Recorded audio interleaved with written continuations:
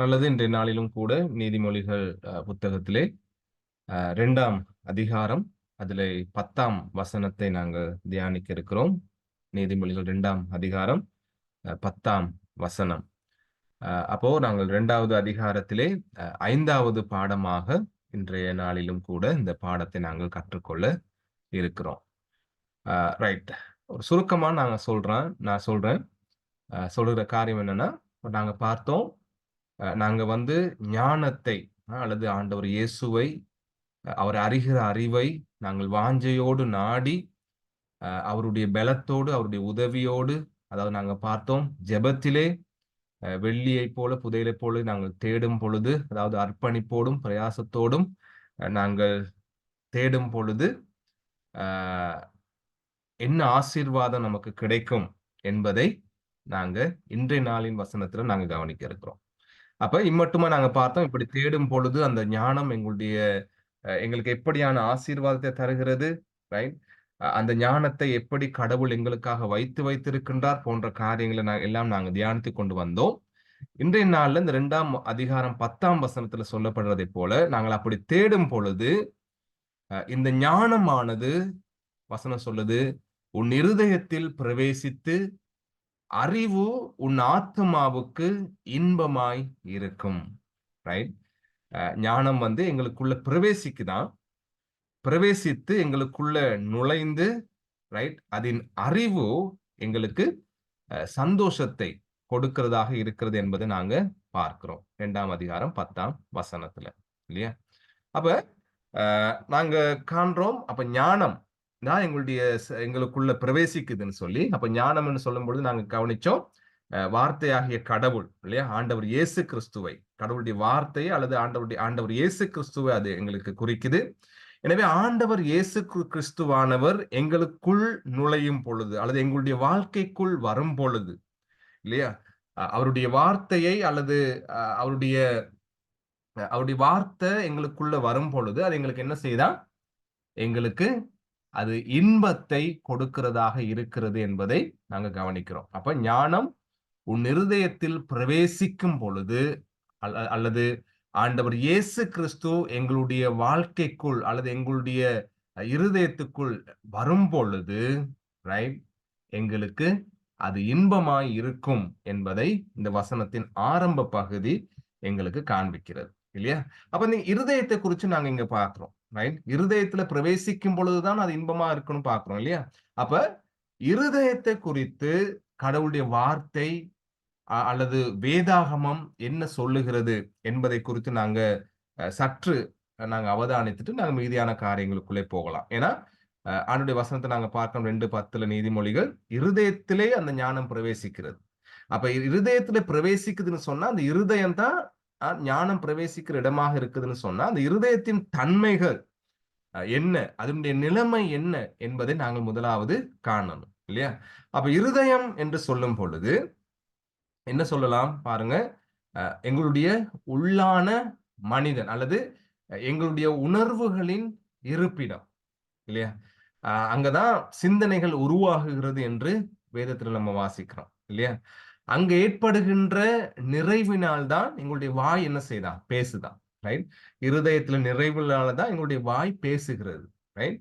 அதே போல நாங்க கவனிக்கிறோம், கடவுள் மனிதனை படைக்கும் பொழுது அவனுடைய சிந்தனைகள், அவனுடைய உணர்வுகள், இல்லையா, அவனுடைய உள்ளான நிறைவுகள் இவை எல்லாமே நல்லதாக இருந்தது, இல்லையா? ஏன்னு சொன்னா கடவுளுடைய வசனத்தை நாங்க பார்க்கிறோம். கடவுள் வந்து அவனை நல்லவனாக படைச்சிருக்கிறார். அதாவது அந்த நல்லவன் என்று சொல்றதுக்கான காரணம் என்ன? அவனை கடவுள் தேவ சாயலாக படைத்திருக்கிறார். சரியா? ரைட்? எனவே அந்த இருதயம் வந்து நல்லதாக இருந்தது. அந்த இருதயத்துலதான், ரைட், எல்லா வார்த்தைகளும் உருவேற்படுது, ரைட்? அங்க இருக்கிற நிறைவுல தான் எங்களுடைய வாய் பேசுதுன்னு நாங்க பார்க்கிறோம். எங்களுடைய சிந்தனைகள் அங்க உருவாகுது. அதே போல எங்களுடைய உணர்வுகள் அங்க இருக்கிறது என்பதை நாங்க கவனிக்கிறோம். எனவே ஆரம்பத்துல கடவுளுடைய சிருஷ்டிப்புல நாங்க பார்க்கும் பொழுது அந்த இருதயம், ரைட், அந்த மனிதனுக்கு கடவுள் கொடுத்த இருதயம் அல்லது சிந்தனை அது நல்லதாக இருந்தது. காரணம் என்ன பார்த்தோம்? கடவுள் அதை நல்லதாக, மனிதனை நல்லவனாக படைக்கும் போது அவனுடைய இருதயமும் நல்லதாக இருந்தது. சரியா? கடவுள் தன்னுடைய சாயல்ல அவனை படைத்ததுனால அவனுடைய இருதயம் கடவுளுடைய சாயல்ல ஆக்கிரமிக்கப்பட்டதாக, ரைட்? கடவுளுடைய சாயலினாலே கட்டுப்படுத்தப்பட்டதாக அவனுடைய இருதயம் இருந்தது. எனவே வேதாகமத்தில் நாங்க வாசிக்கிறோம், நல்ல மனுஷன், ரைட்? கடவுளால படைக்கப்பட்ட அந்த பூர்வ அல்லது ஆரம்ப மனிதன், நல்லவனாக படைக்கப்பட்ட மனிதன் என்ன செய்வானா, தன் இருதய பொக்கிஷத்திலிருந்து நல்லவைகளை எடுத்து காட்டுகிறான். சரியா? அப்ப இருதயத்தை குறித்து நாங்க ஆரம்பத்துல இப்படி நாங்க பார்க்கிறோம். அது நல்லது, நல்ல காரியங்களை அது வெளியே கொண்டு வருகிறது. காரணம், நல்லவராலே அது படைக்கப்பட்டது, ரைட்? என்பதை நாங்க அவதானிக்கிறோம். ஆனால் மனுஷன் பாவத்துல வீழ்ச்சி கண்ட பொழுது, சரியா, அவன் கடவுளுக்கு விரோதமாக எதிராக செயல்பட்ட பொழுது அவனுடைய இருதய தன்மையில மாற்றம் ஏற்படுகிறது. சரியா? இப்ப ஏன் நாங்க இருதயத்தை பத்தி பார்க்கிறோம்? நீதிமொழிகள் 2:10 வாசிக்கிறோம், ஞானம் இந்த இருதயத்துக்குள் தான் பிரவேசிக்குதுன்னு சொல்லி. அப்ப இந்த இருதயத்தின் நிலைமையை குறித்து நாங்க பார்க்கிறோம். அப்ப ஆரம்பத்துல அந்த இருதயம் நல்லது, அதன் சிந்தனைகள் நல்லது, அதன் நிறைவுகள் நல்லது, அதிலிருந்து வெளியே வருகின்ற காரியங்களும் நல்லது. காரணம், அதை படைத்தவர் நல்லவர், நல்லதாகவே அதை படைத்திருந்தார் என்பதை நாங்க பார்க்கிறோம். ஆனால் பாவத்துல மனிதன் வீழ்ந்த பொழுது, ரைட், அந்த இருதயம், ரைட், கரைப்படுகிறது. அவனுடைய ஆத்மா பாவத்திலே வீழ்வதின் நிமித்தம், ரைட், அவனுடைய உயிர், கடவுள் கொடுத்த அந்த ஆத்மா, ரைட், பாவத்திலே வீழ்வதின் நிமித்தம் அவனுடைய இருதயம் கரைப்பட்டு போகிறது என்பதை வேதம் எங்களுக்கு காண்பிக்கிறது. சரியா? அப்ப ஆத்துமான்னு சொல்லும் பொழுது நாங்க கவனிக்கிறோம் என்ன? ஆதியாகமம் 2:7 கடவுள் ஜீவ சுவாசத்தை அவன் நாசியிலே ஊதினார், அவன் மனுஷன் ஜீவ ஆத்துமாவானான். அப்ப ஆத்துமான்னு சொல்லும் பொழுது கடவுள் எங்களுக்கு கொடுத்திருக்கின்ற ஜீவன் அல்லது உயிர் என்பதை நாங்க பார்க்கிறோம். இப்ப நாங்க கவனிக்கிற விஷயம் என்னன்னா, ஆரம்பத்துல இருந்த நல்ல இருதயம், நல்ல ஆத்துமா பாவத்துல வீழ்ச்சி கண்ட போது அந்த ஆத்துமா அல்லது அந்த இருதயத்தின் நிலைமை எப்படியாக மாறியது என்பதை நாங்க கவனிக்கணும், இல்லையா? எப்படி மாறியது பாருங்க. ஆதியாகமம் 6:5 வாசிக்கிறோம், மனுஷனுடைய அக்கிரமம் பூமியிலே பெருகினது என்றும் அவன் இருதயத்து நினைவுகளின் தோற்றமெல்லாம் நித்தமும் பொல்லாததே என்றும் கர்த்தர் கண்டு. சரியா? நல்லதா படைச்சாரு. இங்க நாங்க கவனிக்கிறோம், பாவத்துல விழுந்ததுக்கு பிற்பாடு அந்த இருதயத்தின் நினைவுகள் எல்லாமே என்னவா மாறினதா? நித்தமும் பொல்லாததாக மாறி போனது. அப்ப இருதயம் பொல்லாததாக மாறினது என்பதை நாங்க கவனிக்கிறோம். எரேமியா 17:9 வாசிக்கிறோம், எல்லாவற்றையே பார்க்கிலும் இருதயமே திருக்குள்ளதும் மகா கேடுள்ளதுமாய் இருக்கிறது, அதை அறியத்தக்கவன் யார்? இப்ப என்ன வாசிக்கிறோம்? ரைட், இருதயம் திருக்குள்ளதாக கேடுள்ளதாக மாறி போகிறது, இல்லையா? ஆரம்பத்துல நல்ல யோசனைகள், நல்ல நிறைவுகள், நல்ல காரியங்கள், பாவத்துக்கு முன்பாக, பாவத்துல விழ முதல்ல இருந்த இருதயம் பாவத்துக்கு பிற்பாடு எவ்வளவுக்கு எவ்வளவு மோசமாக முடியுமோ அவ்வளவுக்கு அவ்வளவு மனிதனுடைய இருதயம் மாறி போயிருக்கிறது இந்த வசனங்கள் எங்களுக்கு காண்பிக்கிறது. ரைட், மனுஷனுடைய இருதயம், ரைட், அவனுடைய நினைவுகள் தோற்றமெல்லாம் நித்தமும் பொல்லாததாக மாறி இருக்குது. அவனுடைய இருதயம் திருக்குள்ளதாக மகா கேடு உள்ளதாக மாறி இருக்கிறது. ரைட், இருதயத்தின் நிலைமையை நாங்க பார்க்கிறோம். அடுத்து கவனிக்கிற இருதயத்தை குறித்து மத்தேயு 15:18 வரைக்கும் வாசிக்கும் பொழுது ஆண்டவர் இயேசு கிறிஸ்து அங்க சொல்றாரு, வாயிலிருந்து புறப்படுகிறவைகள் இருதயத்திலிருந்து புறப்பட்டு வரும், அவைகளே மனுஷனை தீட்டுப்படுத்தும். எப்படியெனில் இருதயத்திலிருந்து பொல்லாத சிந்தனைகளும், கொலை பாதகங்களும், விபசாரங்களும், வேசித்தனங்களும், களவுகளும், பொய் சாட்சிகளும், தூஷணங்களும் புறப்பட்டு வரும். இவைகளை மனுஷனை தீட்டுப்படுத்தும், கை கழுவாமல் சாப்பிடுகிறது மனுஷனை தீட்டுப்படுத்தாது என்றார். அப்ப அங்க நடந்த சம்பாஷணையில ஆண்டவர் இயேசு கிறிஸ்துவானவர் மனுஷனுடைய இருதயத்தை குறித்து பேசும் பொழுது அதனுடைய பொல்லாத தன்மையை இங்க விளங்கப்படுத்துகிறத நாங்க கவனிக்கிறோம், இல்லையா? அதாவது அதிலிருந்து புறப்பட்டு வருகின்ற வார்த்தை மனுஷனை தீட்டுப்படுத்தும், பொல்லாத சிந்தனைகள், கொலைபாதகம், ரைட், விபசாரம், வேசித்தனம், களவு, பொய்சாட்சி, தூஷணங்கள் போன்ற மோசமான விஷயங்களை அந்த இருதயம் மனிதனுடைய வாழ்க்கையில வெளியே கொண்டு வரதாக இருக்கிறது. எனவே தனி மனிதனை கரைப்படுத்திய இருதயம் வந்து அந்த இருதயத்திலிருந்து வருகின்ற யோசனைகளும் சிந்தனைகளும் என்ன செய்து தன்னை சூழ இருக்கிறவர்களையும் பாதிக்கிறதாக மாறி போயிருக்கிறது என்பதை வேதாகமம் எங்களுக்கு காண்பிக்கிறது. ரைட்டா? ரைட். இப்ப இதை நாங்க பார்த்துட்டு வர இருதயத்தை பற்றி, ஏன்னா நீதிமொழிகள் 2:10 நாங்க வாசிக்கிறோம், ஞானம் உன் இருதயத்தில் பிரவேசித்து. அப்ப அந்த ஞானம் பிரவேசிக்கின்ற இருதயம் அந்த இருதயத்தின் நிலையை அல்லது அந்த ஞானம் பிரவேசிக்கிறதற்கு முதல்ல அந்த இருதயத்தின் நிலைமையை பற்றி வேதம் என்ன சொல்லுகிறது, வேத வார்த்தைகள் என்ன சொல்லுகிறது என்பதை நாங்க பார்த்துட்டு வாரோம். அப்ப ஆரம்பத்தில் நல்லா இருந்த இருதயம் பொல்லாததாக மாறி, கேடுள்ளதாக மாறி, மோசமானதாக மாறி, திருக்குள்ளதாக மாறி, ரைட், போய்கொண்டிருக்கிறத நம்ம கவனிக்கிறோம். மனுஷனுடைய இருதயம், ரைட்டா? அதே மாதிரி லூக்கா 6:45 வாசிக்கிறோம். அதுல 2ஆம் பகுதி, பொல்லாத மனுஷன் தன் இருதயமாகிய பொல்லாத பொக்கிஷத்திலிருந்து பொல்லாததை எடுத்து காட்டுகிறான். ரைட்? இருதயத்தின் நிறைவினால் அவன் வாய் பேசும். ரைட்டா? இப்ப இருதயம் கெட்டு போனதுனால, இருதயம் திருக்குள்ளதாக கேடு உள்ளதாக மாறி போனதுனால, அதிலிருந்து எல்லா மோசமான தன்மைகளும் வெளியே வருகிறதுனால என்ன சொல்லப்படுகிறது, அந்த இருதயத்தின் நிறைவுதான் அவனுடைய வாழ்க்கையை கட்டுப்படுத்துகிறதாக இருக்கிறது. ரைட்?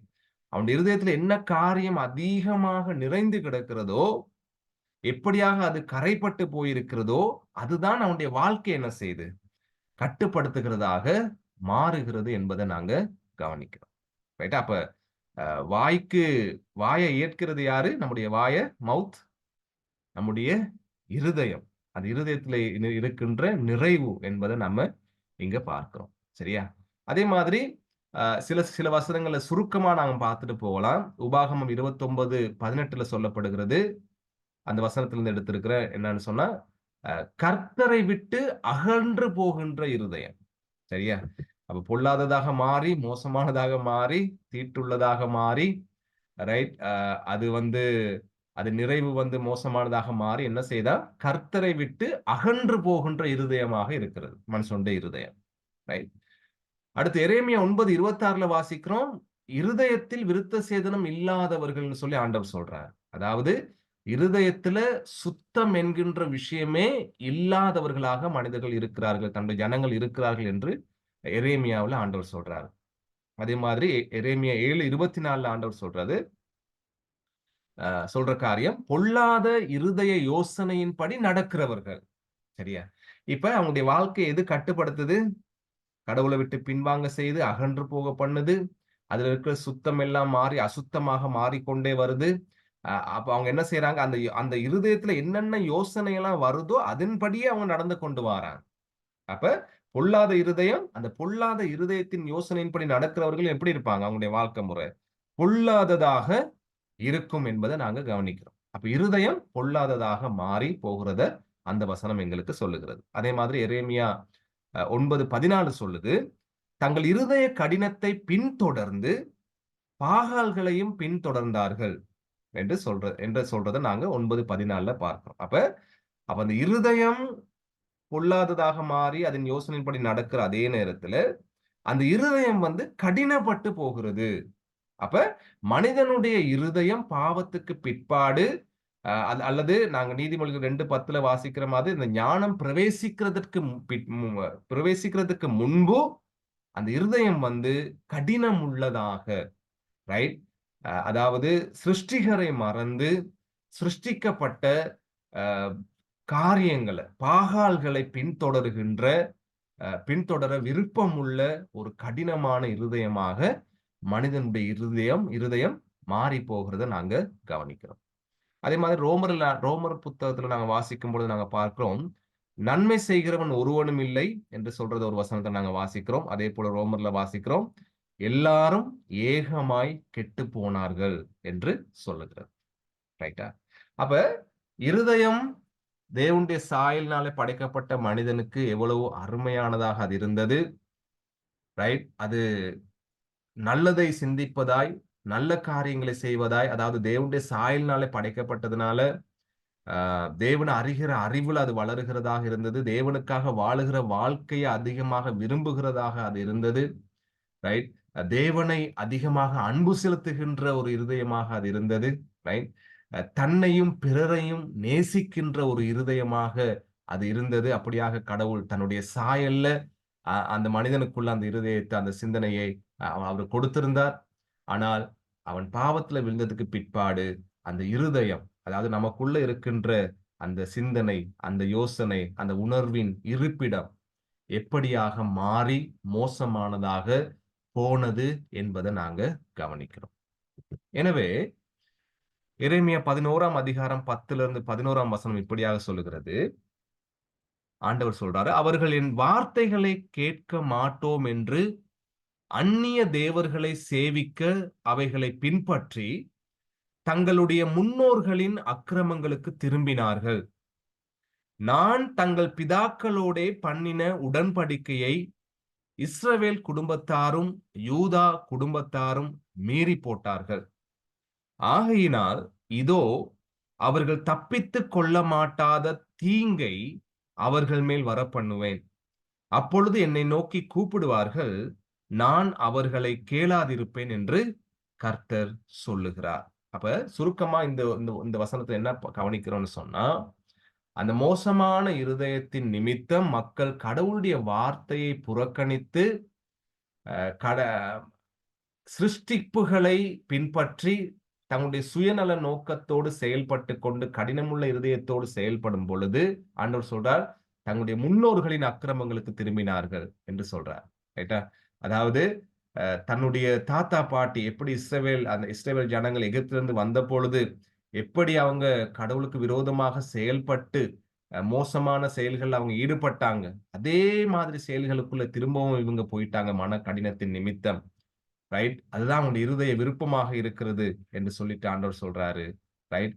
நான் இவர்கள் தப்பித்துக் கொள்ள மாட்டாத தீங்கை அவங்க மேல கொண்டு வருவேன். அதாவது நான் அவங்க மேல நான் நியாய தீர்ப்பை கொண்டு வர போகிறேன் என்று ஆண்டவர் சொல்லுகிறத நம்ம கவனிக்கிறோம். ரைட்? அப்ப நல்லா இருந்த இருதயம் கெட்டு போனது. கெட்டு போன இருதயத்துக்காக ஆண்டவர் என்ன செய்யறாரு? தண்டனையை, நியாய தீர்ப்பை கொண்டு வருகிறார் என்பதை இதுவரைக்கும் நாங்க கவனிக்கிறோம். இதுதான் மனித இருதயத்தின் நிலைமை. ரைட்? அடுத்து நாங்க பார்க்கிறோம், நாங்க ஏற்கனவே ரோமர் 3ல நான் சொன்னதை போல அங்க சொல்லப்படுகிற மாதிரி எல்லாரும் பாவம் செய்து ஏகமாய் கெட்டு போனார்கள். அதே மாதிரி கவனிக்கிறோம், பாவத்தின் சம்பளம் மரணம். இல்லையா? ரைட்? அப்ப என்ன கவனிக்கிறோம்? இந்த பொல்லாத இருதயத்துக்கான தண்டனையை ஆண்டவர் நியமிக்கிறாரு. என்னது? மரணம். அதாவது நித்தியமான நரக தண்டனை. சரியா? எனவே இந்த ஆத்மாவினுடைய அல்லது அந்த இருதயத்தினுடைய நிலைமை எப்படியாப்பட்டது? ஒரு பரிதாபமான நிலைமை. இல்லையா? அந்த ஆத்மாவுடைய அல்லது அந்த இருதயத்தினுடைய நிலைமை எப்படியாப்பட்டது? ஒரு கசப்பும், ஒரு விரக்தியும், ஒரு ஒரு எதிர்பார்ப்புமற்ற, ஒரு விடுதலை கிடைக்கும் என்ற ஒரு எதிர்பார்ப்புமற்ற, எப்படி ஒரு மரண தண்டனைக்காக ஒரு கைதி நியமிக்கப்பட்டிருக்கிறானோ, அதே போல ரைட், பாவத்துக்கான கூலியை பெற்று நரகத்துல நித்தியமாக வாழக்கூடிய விதமான ஒரு பரிதாபமான நிலைமையில ரைட், மனிதனுடைய ஆத்மா அல்லது மனிதனுடைய இருதயம் அல்லது ஆத்மா இருக்கிறது என்பதை நாங்க கவனிக்கிறோம். சரியா?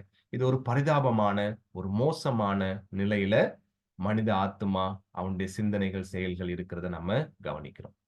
அப்ப இப்படியான ஒரு நிலைமையில இப்ப பாருங்க, இப்படி மரண தண்டனை கொடுக்கப்பட்டு இன்றைய நாள் இந்த நாள்ல உனக்கான மரணம் அல்லது அந்த தண்டனை நியமிக்கப்பட்டிருக்கிறது, அந்த நாள்ல நிறைவேற்றப்படும் என்று ஜட்ஜ்மெண்ட், நீதி வழங்கப்பட்டிருக்குன்னு சொன்னா அந்த மனுஷனுடைய நிலைமை எப்படி இருக்குமோ அதே போலதான் ஒவ்வொரு மனுஷனுக்குள்ள இருக்கின்ற ஆத்மாவனுடைய நிலைமை. ரைட்? என்றோ ஒரு நாள் ரைட், ஆண்டவருக்கு முன்பாக நிற்கணும். ஆண்டவர் என்னுடைய பாவத்துக்கான தண்டனையை கொடுக்கும் பொழுது நான் நரக ஆக்கினைக்கு செல்ல வேண்டும் என்ற ஒரு மரண ஆக்கினைக்கு அல்லது மரண தண்டனைக்கு உள்ளான ஒரு பரிதாபமான நிலைமையில தான் ஒவ்வொரு